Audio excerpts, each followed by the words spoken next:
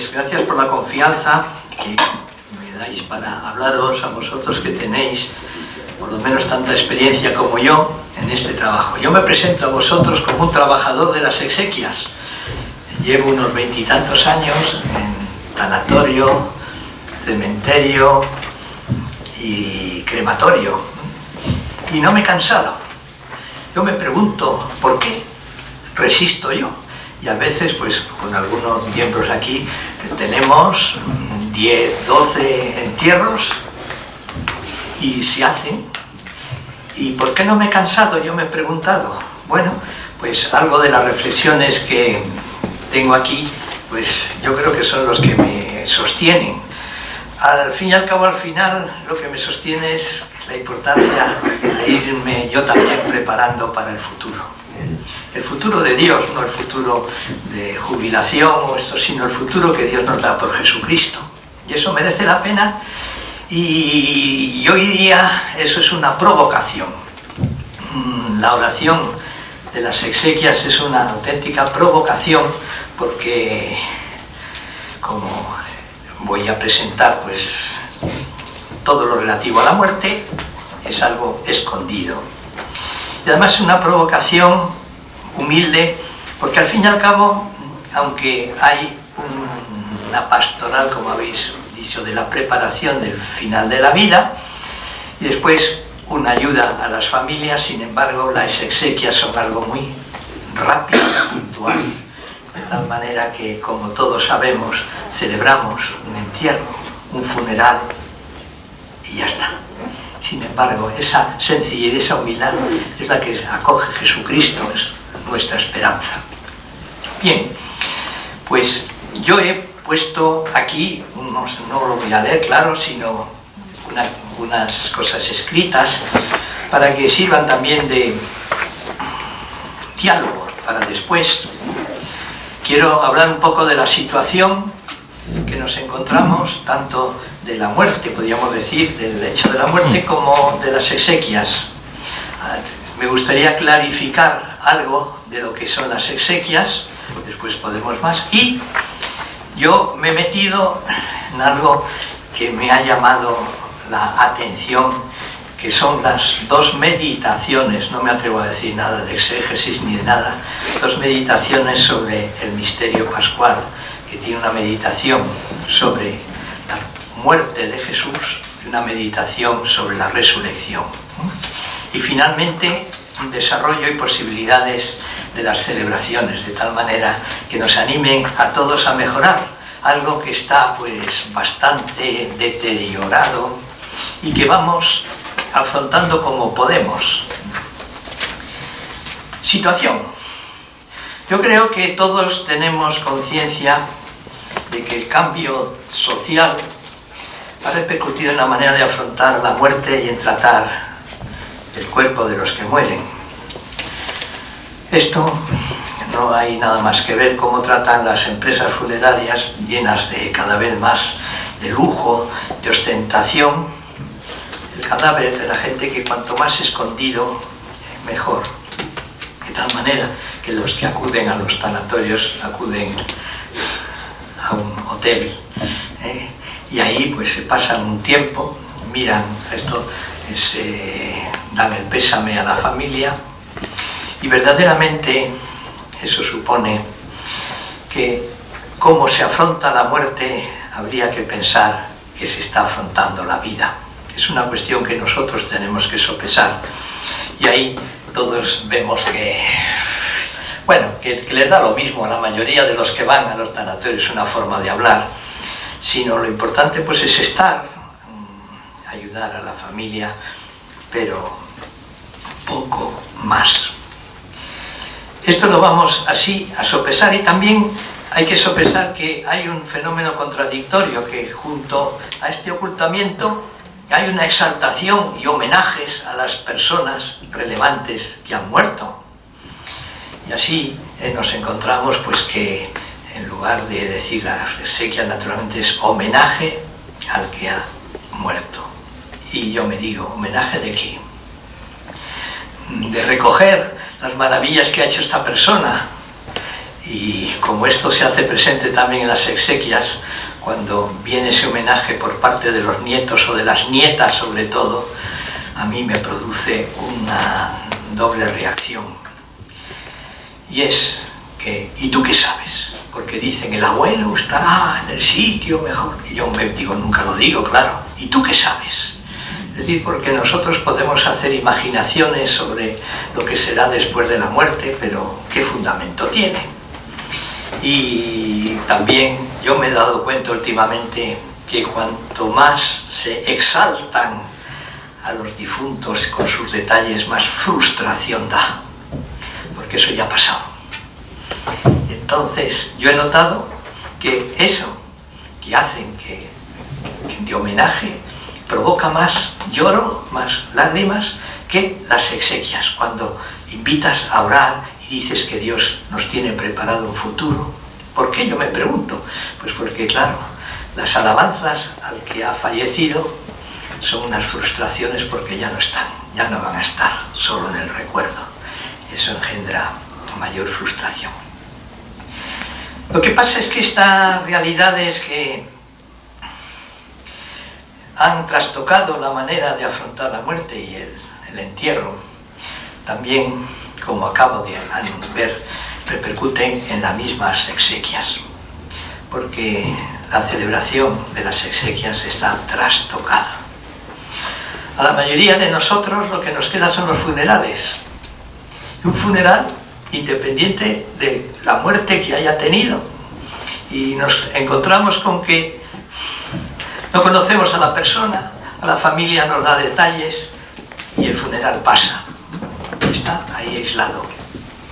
Y no participamos, cosa que a veces los curas estamos tranquilos y contentos porque no nos van a avisar de cuándo ha muerto alguien de nuestra parroquia. Yo recuerdo en mis tiempos buenos de Aranjuez, de cuando estaba allí, pues nos podían llamar a las 4 de la madrugada para un entierro y tenías que salir como podías y no sabías si le dabas la unción en los ojos o no, porque estaba medio dormido. Pero ahora dice, ha muerto la abuela, sí, murió hace una semana, 2 semanas, ya no nos hemos enterado. Y claro, y las exequias se encuentran, como ahora veremos después, trastocadas y nos queda un funeral que hacemos como podemos. Pero también queda trastocados porque cada vez yo creo que las personas dicen, ¿y por qué rezar por los difuntos? Es una pregunta muy importante, porque parece que la oración tiene que ser una oración por las familias, por los que sufren, por los que están ahí, y el difunto, si ya está en Dios, si ya está, ¿para qué pedir por él? Y eso pone en entredicho todas las exequias, o por lo menos gran parte de ellas. Y también hay una tendencia a decir con facilidad y con ternura que Roberto, que ha muerto, ya está en el cielo porque era muy bueno. Y yo he notado, con perdón, que las madres de los sacerdotes, de los curas, cuando el cura hace un funeral, su madre está siempre en el cielo, directamente. Y es curioso que yo hace muchos años, yo iba a confesar a la madre de un cura, compañero, y esta mujer tenía 90 años o por ahí. Bueno, cada vez que iba tenía un sentido de pedir perdón, de haber pecado, de necesidad de pedir perdón. Y en el funeral que su hijo le hizo, su madre ya estaba en el cielo. Y yo dije, qué contraste entre la conciencia de esa mujer, que era un poco obsesiva, y la solución que el sacerdote daba a esa situación. Bueno, esto después en el diálogo podemos ampliarlo, porque a lo mejor yo soy un exagerado y conviene sopesar las cosas positivas que tiene la situación actual. Pero yo quiero presentar a vosotros esta clarificación de lo que son las exequias. Hay que decir primeramente que, como todo lo que está relacionado con los muertos, tiene un nombre especial. Y eso hay que asumirlo, claro. el féretro, la inhumación, todo el lenguaje. Claro, porque la muerte es única, no tiene un antecedente, porque el antecedente es la enfermedad, pero no hay una continuidad entre el lenguaje que se emplea en los sanatorios al lenguaje que se emplea en los tanatorios y en los cementerios. Y por eso no hay que escandalizarse de que exequias sea un lenguaje misterioso y que no conviene tampoco decir lo que significa la palabra. Entonces yo, cuando me han nombrado a mí de esto, de la vida, final de la vida, a mí lo que me gusta son las exequias. ¿Qué pasa? Nada, que es un nombramiento pues de la realidad de la Iglesia, del tratamiento de la oración por los difuntos. Y en el conjunto celebrativo se les considera, claro, un sacramental, no es un sacramento menos la Eucaristía. Entonces es una celebración también muy especial dentro de la vida litúrgica, porque tiene unos ritos y unas oraciones que más o menos pueden adaptarse a las situaciones, y por otra parte está la Eucaristía corpore in sepulto, que es el sacramento. Bien, entonces esto no os preocupéis que es el mío, que no lo... nada.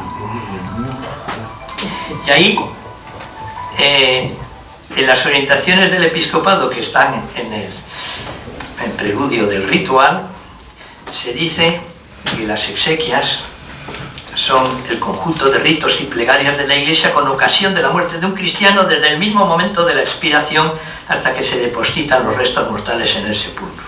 No son únicamente ritos de purificación del difunto como la Eucaristía, ni solo oraciones de intercesión, ni mera expresión de condolencia y consuelo.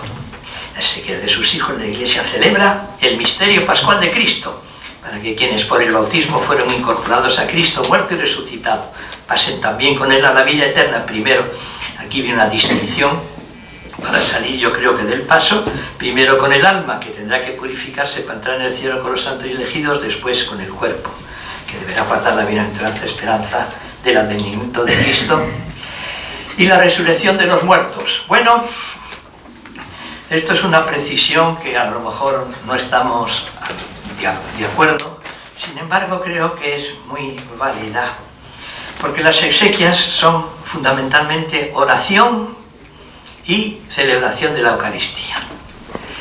Y esto es muy importante, primero porque en la oración puede participar, y eso es lo que yo quiero que nos animemos, deben participar los seglares, los laicos en la oración por los difuntos. Y eso pertenece a las exequias, porque parece que las exequias son solo del cura, y no es de la comunidad cristiana. Y lo voy a repetir 2 o 3 veces porque me impresiona. Nuestros laicos, nuestra gente, va a los tanatorios y se pasan 2 horas allí acompañando a la familia, y no son capaces, así lo digo, no son capaces de decir a los que quieran: ¿queréis rezar un poco por Roberto que ha muerto? Con el permiso de la familia. Y claro, ellos no saben qué hacer. Vamos a rezar el rosario, pero el rosario no es una oración apropiada. Bueno, vamos a rezar un Padre Nuestro para salir del paso. Qué vergüenza. Y es que los curas, nosotros no les ayudamos a decir: oye, mira, cuando vayas ahí al tanatorio puedes rezar esto, un salmo, un texto, Y los pobres, la gente dice: ¿yo qué voy a rezar? Yo rezo por mi cuenta. Y eso es una falta de testimonio eclesial muy grande, porque parece que es el cura el que viene, reza y se marcha. Y si no viene, protesta, menor protesta que pueda haber. Entonces, las exequias incorporan muchas oraciones, pero el punto de referencia es el misterio pascual de Cristo. ¿Sabéis? Cuando decimos eso, a mí me suena, dice: oye, qué bonito debe ser eso, pero es como si fuera un sello, ¡pum! Misterio pascual de Cristo, ya está. Hombre, ¿y qué es eso? ¿Cómo? Eso fecunda nuestra oración, y por eso he hecho yo 2 meditaciones rápidas para descubrir de qué manera el misterio pascual de Cristo puede fecundar la celebración de las exequias. Esa es mi aportación, así un poco salvaje, porque yo no soy exegeta ni nada de eso, pero yo necesito que el misterio pascual fecunde mi oración en las exequias. Y después, la segunda parte de esta clarificación nos lleva a algo que hay que ir con mucho cuidado. Que nosotros podemos hablar de la vida, de nuestra vida, de lo que hacemos, de lo que programamos, pero hablar más allá de la muerte, hablar del alma y del cuerpo más allá de la muerte. ¿Qué atrevimiento tiene la Iglesia? Porque eso es un atrevimiento que tiene su razón de ser. Y hablar del final de cuando Cristo vuelva en el último día, y mientras tanto, entonces vamos perdiendo el pie, menos mal. Pero claro, el Nuevo Testamento es provocativo, como ahora veremos, para que nosotros tengamos algo de luz. Pero no nos podemos echar atrás. Yo me echo atrás y me gustaría que en el futuro, en mi celebración de las exequias, fuera valiente para poder hablar de ¿quién? Del juicio de Jesucristo, del juicio. ¿Hay que hablar del juicio? Pues claro, porque parece que sí, que el Evangelio habla del juicio, de la resurrección del cuerpo. Claro, pero yo me voy atreviendo muy poco a poco, porque noto que dice, eso, hay mucho por qué hablar. Sí, pero el que ha muerto de la familia, tendríamos que ser valientes. Bueno, esta es un poco mi provocación en la segunda meditación. Después vamos a dialogar y decimos, yo no estoy de acuerdo con eso. Pues claro, muy bien. Primera meditación. Participar en la muerte de Cristo. Eso es el principio de las exequias, y le concede a nuestro hermano que acaba de participar en la muerte de Cristo, resucitar también con él en la luz de la vida eterna. Es curioso que habla solo de participar en la muerte de Cristo y no habla de participar en la resurrección, porque son dos momentos distintos, yo diría radicalmente distintos, pero que uno, claro, sustenta al otro. ¿Por dónde he entrado yo a participar en la muerte de Cristo? Pues ¿por dónde? En las palabras de Jesús en la cruz. Qué bonito. Y aquí tenéis un poco la pequeña meditación que he hecho yo, que no sé si será útil, para mí está siendo útil. Dios mío, ¿por qué me has abandonado? Bueno, pues Jesús empieza el Salmo 22.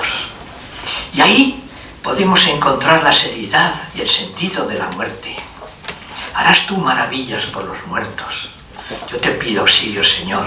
Me guiaste según tus planes y después me recibirás en la gloria. La oración de los salmos es una maravilla para afrontar la muerte y la vida y la enfermedad. Y elegimos a veces los salmos, el Señor es mi pastor, nada me falta, muy suave, pero necesitamos también ayudarnos a entrar en la profundidad de la muerte. El salmista solo confía en Dios porque en la vida eterna todavía no estaba presente. Pero qué maravilla, cómo Jesús recoge todo eso en el momento en que va a morir. Por eso no tengamos miedo en que las exequias utilicemos los salmos para ver la seriedad de la muerte.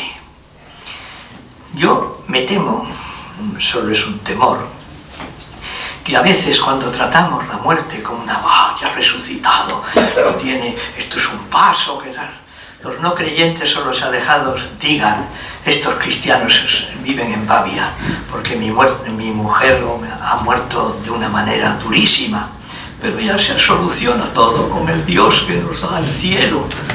Yo creo que engendra ateísmo eso, no lo sé, o por lo menos indiferencia. Sí. Después hablaremos sobre esto. Padre, perdónalos porque no saben lo que hacen. A mí me parece que también uno de los puntos que ocultamos, o yo tiendo a no ocultarlos, es el perdón, la purificación, yo empleo el término purificación de los pecados, en la oración y en la Eucaristía. Ciertamente creo yo que en la economía sacramental de la reconciliación no entra después de la muerte, pero sí la purificación. Y cuando Jesús dice perdónalos porque no saben lo que hacen, están recogiendo Jesús toda la relación preciosa que hay desde el comienzo de la creación, desde el castigo, la relación entre el pecado y la muerte. Y cuando va a morir, perdónalos, porque han pecado. Yo creo que eso necesitamos incorporarlo también. La ley del Espíritu de vida en Cristo Jesús te ha liberado del pecado y de la muerte. ¿Cómo se hace eso? Pero hay que decir, como en el ritual, con las oraciones, purificar del pecado. Y también habla de perdón del pecado. La promesa de Jesús al buen ladrón: hoy estarás conmigo en el paraíso. Y aquí yo descubro que hay una relación entre esta promesa y la conversión. Convertíos porque el reino de Dios está cerca. Y aquí este muchacho al lado de Jesús, pues se vuelve a él. ¿Es una conversión? Pues sí. ¿Y qué respuesta era de Jesús? Una conversión hacia el reino de Dios, hacia el paraíso. Aquí se encuentran las parábolas del reino, que todas del final de los tiempos, donde Jesús muestra al Padre el banquete y donde hay una conversión, sí, se puede decir así, del banquete que acoge a los que llegan a Él. Y es precioso descubrir, así lo he visto yo, que aquí está también: venid vosotros, benditos de mi Padre, heredad del reino, preparado para vosotros desde la creación del mundo. ¿Y cuál es ese reino? El paraíso, que lo perdimos. Bueno, cuando te vimos, cada vez que lo hicisteis con uno de estos mis hermanos pequeños, y así, el juicio de Jesús es una conversión, de que tú has dado de comer al hambriento, según dice, pues ahí estaba yo. Es una forma de conversión y de invitación al reino preparado por el Padre. Bueno, son pequeñas meditaciones que dijo a su madre: mujer, ahí tienes a tu hijo, ahí tienes a tu madre. Yo he tardado bastante y voy a incorporarlo, me lo enseñó un cura, a utilizar la letanía de los santos, de la Virgen, en las exequias. Porque en definitiva, la incorporación a la iglesia triunfante, a la iglesia que está en el cielo, es incorporar al difunto a la comunión con la iglesia triunfante. Necesitará la purificación, pero la Virgen, los santos acogen en la misericordia a aquel que ha dejado esta tierra. Sabiendo Jesús que ya todo estaba cumplido, dijo: tengo sed, necesidad, deseo de agua. Y yo me he remontado a la Samaritana, donde ya él anuncia el surtidor de agua que salta hasta la vida eterna. Y este surtidor es la vida eterna que Jesús desea, y sobre todo que nosotros necesitamos desear. Desear. Yo creo que la fuerza de las exequias es el deseo de que el Señor le dé la vida eterna, no que tú ya le des diciendo: venga, ya estás, sino que el Señor le dé la vida eterna. Y Padre, a tus manos encomiendo mi espíritu. Y el silencio rodeó la tierra. A mí me parece que es muy importante el silencio en las exequias. ¿Cuánto hablamos los curas rápido, a veces para salir del paso, o porque ya estamos cansados? Pero ese silencio, todo está consumado.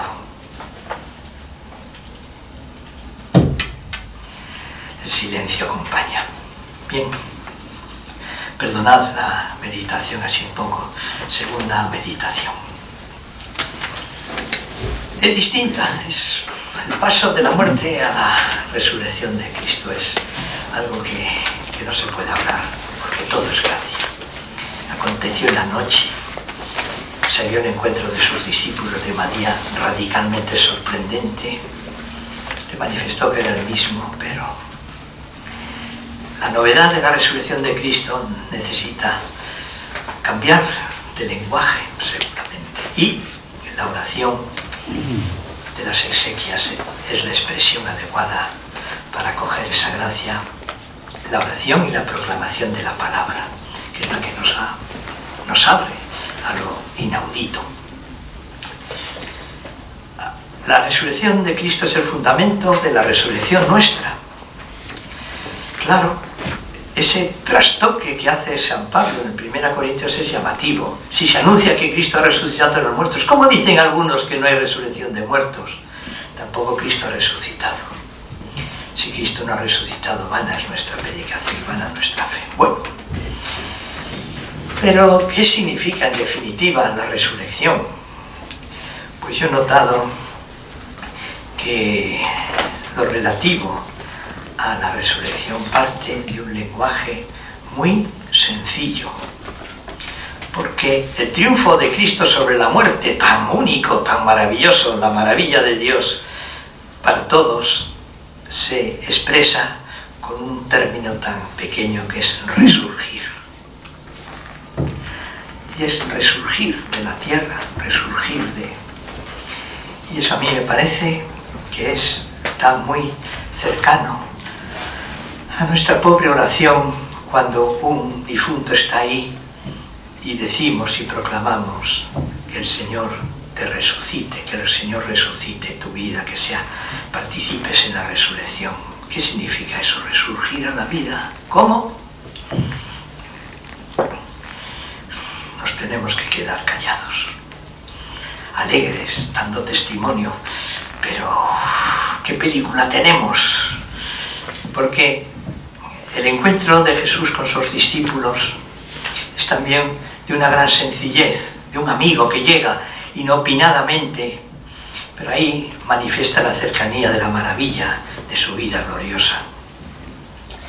Entonces nosotros necesitamos vivir esta cercanía con la gente y con las familias. Cristo ha resucitado, nosotros pedimos que Pablo también resucite con él. Y decirlo con fortaleza, pero con la sencillez del que vive de la gracia, del anuncio y no del que sabe mucho. Qué mala impresión me da a mí cuando los curas sabemos mucho de la resurrección, como si vuelta a repetir y vuelta a repetir, y cada vez más yo siento un vacío de exaltación. Pero hay algo que a mí me provoca, o me tiene que provocar más en el futuro, que la resurrección de Cristo tiene una plenitud que es en la ascensión, sentado a la derecha del Padre. Y ahí nosotros, yo por lo menos, no anuncio que Cristo está sentado a la derecha del Padre o que Cristo está en el Padre, trabajando por nosotros hasta que ponga a todos sus enemigos bajo sus pies.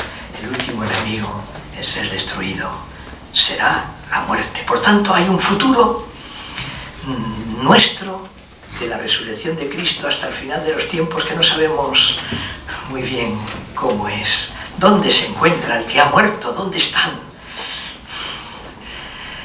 Pues en tus manos, Señor, con la Virgen, con los santos como tú. Yo creo que necesitamos ser muy humildes para poder anunciar la resurrección de Cristo. Pero hay otra provocación, porque esto es provocativo, que la resurrección de Cristo abarca la totalidad de nuestra persona, la totalidad de la historia del mundo. Así encuentra su sentido la resurrección de los cuerpos. Lo mismo es la resurrección de los cuerpos. Se siembra un cuerpo corruptible, resucita incorruptible. Yo me he ido atreviendo poquito a poco a presentar la resurrección del cuerpo como una promesa. Yo me atrevo a decir el cuerpo y el alma y la fórmula que he adquirido últimamente es que alguno de vosotros me ha dicho, el cuerpo, la resurrección del cuerpo, de toda su persona. Una antropología que evita a lo mejor esta dualidad del cuerpo y el alma. Pero si no hay resurrección del cuerpo, Dios ha fracasado. Porque nuestro cuerpo es el don de Dios en nuestras vidas. ¿Y qué es el alma o el espíritu por ahí flotando? No podemos imaginarlo, pero hay que anunciarlo. Y cuando alguien nos pregunta, pues tenemos, aquí no lo pongo, pero está la referencia a Cristo y al cuerpo glorioso de Cristo. ¿Cómo es? Pues las apariciones aparece el cuerpo glorioso, cercano, amable, como hermano que nos pueda ayudar a intuir. Pero al final, el día grande del juicio, ¿cuándo llegará el día de la resurrección total? Al final, que es el final, son provocaciones pero que recogen el Nuevo Testamento. Y vi un cielo nuevo y una tierra nueva por la totalidad de la resurrección de Cristo. Y finalmente, la resurrección es una explosión de consuelo y de esperanza. Que yo a veces a lo mejor no estoy a tono de esa consuelo y de esa esperanza, y seguro que vosotros mucho mejor que yo, porque se necesita también la afectividad, la cercanía con los que sufren la muerte de alguien. Bueno, ya llego al final. Como veis, estas meditaciones conviene a lo mejor que las comentemos. Y digamos, eso que dices es muy bonito, pero no tiene incidencia en las exequias. Bueno, la parroquia es la primera responsable de la celebración de las exequias. Claro, así lo dice, también es otra provocación, lo dice el derecho canónico, así que la cosa no es... No he puesto yo aquí la cita porque no lo tenía delante. Pero la parroquia es, claro, si el bautismo es el comienzo de la vida cristiana, esto no es una cosa que termina pues cuando ya se han ido por ahí a cada uno, sino termina en la vida, al final de la vida, cuando ya no hay catequesis ni grupo no sé qué, sino las exequias. Entonces, es una provocación para los miembros de la parroquia, porque no nos enteramos del fallecimiento. Hay dos cosas que a lo mejor sí que podemos avanzar. Una que pertenece a la ciencia ficción y a la oposición de los curas, que voy a ver si a Josito, que es el delegado de la innovación, me da alguna esperanza de que se me ocurrió a mí hace años la posibilidad de que hubiese una información centralizada en el obispado, por ejemplo, donde las empresas funerarias informasen al obispado de que mañana ha fallecido Rosendo García, está en el tanatorio de la M30 o en esto, el entierro será mañana a las 4 en la Almudena. Y entonces el párroco, los curas de la parroquia puedan enterarse de que ha muerto un feligrés. ¿Esto es posible? Pues cuando se le pregunta a la familia, ¿desea usted avisar a la parroquia del que ha muerto para informar a los curas? Claro, la protección de datos también es, pero si la familia lo desea, y después que el cura esté detrás del teléfono, que yo creo que ese es el problema, porque si el cura no está detrás del teléfono, dicen, han avisado al cura y el cura no ha venido, y el cura queda mal, claro. O sea que hay dificultades, pero es que habría que ir avanzando en la información, que es el primer paso. Pero yo creo que los miembros de la comunidad parroquial que tienen acceso a las familias del que ha muerto deberían notificar al cura, oye, que ha muerto tal, que no es una cosa de mi familia o de mis amigos, sino que es de la comunidad cristiana, de la parroquia donde tú vives. Y eso sí que podemos avanzar en ello, tomar conciencia a la gente de que la oración al difunto no es cosa del cura solo, sino de la comunidad, y que ellos son la comunidad parroquial. Pero yo creo que hay que meditar sobre el ordo exequiarum que dicen los finos, el que dice que es el orden de las exequias. Dentro de las celebraciones litúrgicas de la Iglesia, las exequias tienen un tratamiento muy especial. Tienen un orden que está muy unido a las realidades del entorno del que ha muerto. Siempre decimos, y que es verdad, que en los pueblos esto será bueno, pero esto no es una cuestión de estructura solo rural, sino que esto responde a un dinamismo que es bueno tener en cuenta para descubrir el sentido que pueden tener las exequias en los distintos lugares. Si esos lugares se disminuyen con tantas veces y quedan reducidos a la mínima expresión, ¿qué se le va a hacer? Pero yo creo que es muy bueno meditar sobre el sentido que tiene cada momento. Actualmente la mayoría de los difuntos van al tanatorio, y yo creo que el tanatorio, y así lo he ido percibiendo yo, es la estación de la casa y la iglesia al mismo tiempo. Ahí están durante un día como si estuvieran en su casa, pero al mismo tiempo puede ser un espacio muy bueno para hacer una celebración de la palabra. Entonces, con toda la riqueza que eso pueda tener, o una vigilia de oración, que también el ritual viene. Y entonces habría que decir que el tanatorio es casa e iglesia. Después, en los tanatorios hay la responsabilidad de los sacerdotes, de los capellanes, que ahí estamos nosotros, pero aquí, vuelvo a repetir, aquí la gente tiene que rezar. No puede ser eso de que los cristianos estén 3 horas hablando de lo que sea.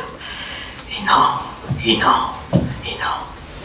Es una responsabilidad de todos nosotros, Hay una iniciativa que todavía no sigue un poquito, que en mi delegación, con la ayuda de los vicarios, los que tienen experiencia, nos gustaría hacer una hoja pequeñita, así, de 2, pequeñita, con sugerencias para que los cristianos puedan rezar por los difuntos. Una pequeña motivación, algún salmo, algún texto de la palabra de Dios, algunas oraciones, pues eso, breve, para que doña Rosenda, que se le ha muerto el marido, pueda utilizarlo y no esté en el aire.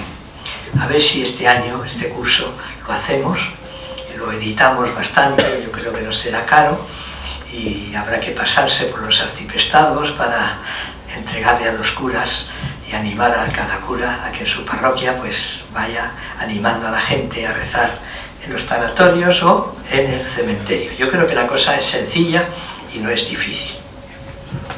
El momento más duro es el momento del cementerio.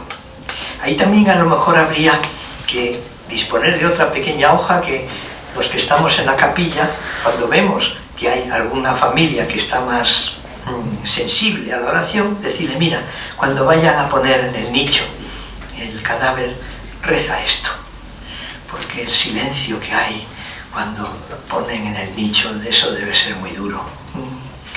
Y los que estamos en la capilla, pues hacemos una oración rápida de 7 minutos. Yo una vez, con mi bicicleta, eso ya hace tiempo, pues llegaba a la capilla y vi que ya había pasado el coche. Y digo, no, ya se ha pasado. Y entonces yo corrí, corriendo, me personé en el nicho que estaba ahí. Hice una oración como pude. Y cuando volvía, veía que ya había pasado otro. Y fui detrás. ¡Qué gracia! Y llamó mucho la atención, claro, el cura. Bueno, pero eso me ha pasado una vez. Pero si yo tuviera más energía, iría al sitio, ahí, porque ahí, qué silencio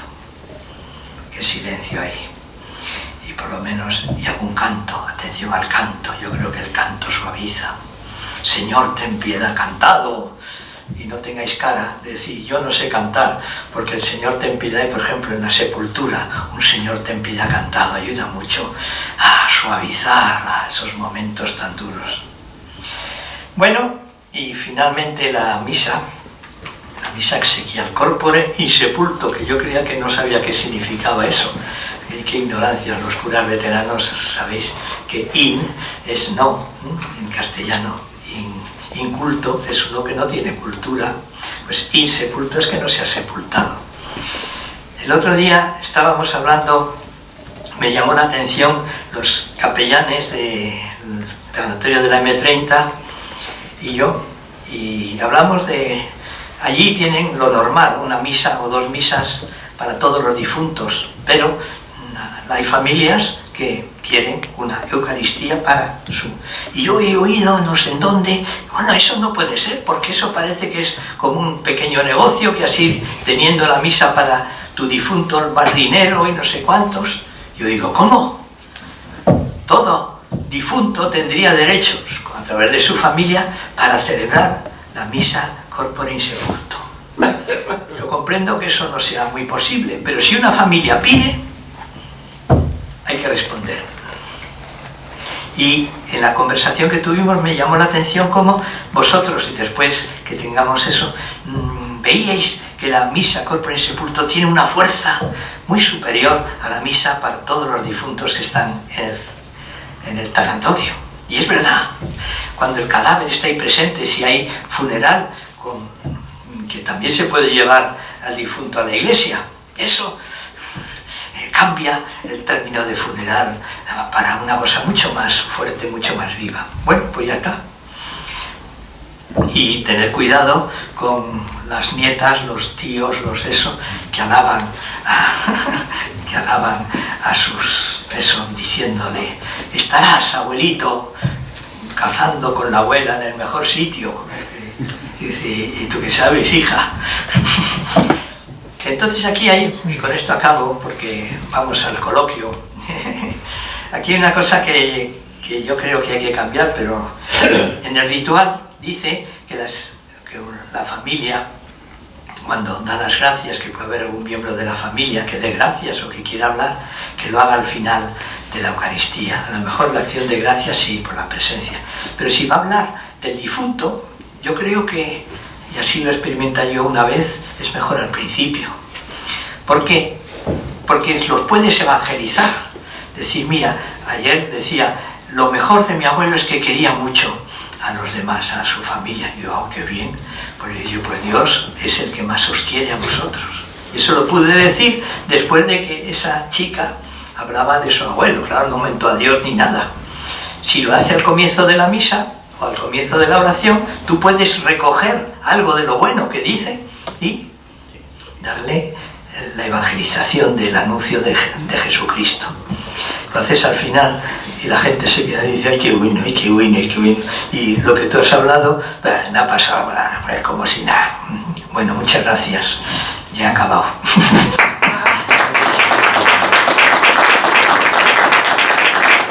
Bueno, pues...